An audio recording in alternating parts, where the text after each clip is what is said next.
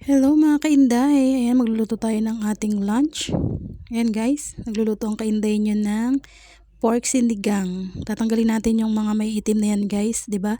Pag kumukulo guys, lumilitaw na talaga yan. Yan, tatanggalin natin yan guys, lahat.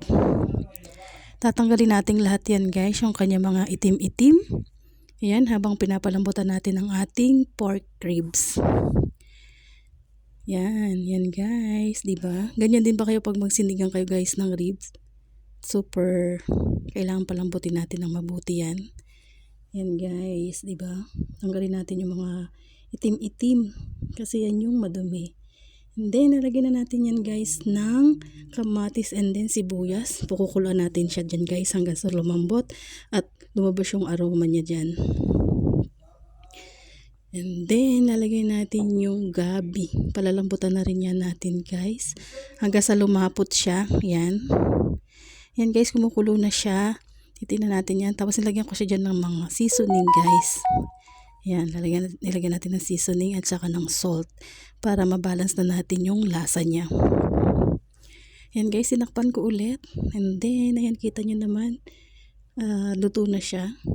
Lagay ko na yung gulay ulit na labanos at saka ng kangkong. Yan guys, ang ating lunch for today, sinigang na pork. Yan, nagluto na naman ang kainday nyo. Na perfect na naman ang kainday nyo yung kanyang sinigang.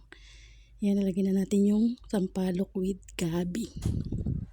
Yan guys, dinagdagan pa natin at syempre titikman natin yan hanggang sa maluto na siya dyan guys. Pakukulan pa rin natin. Yan na guys, ang ating lunch for sinigang. Yan, thank you for watching. Maraming salamat po. God bless po sa inyong lahat. Yan na guys, ang ating pork sinigang. Bye!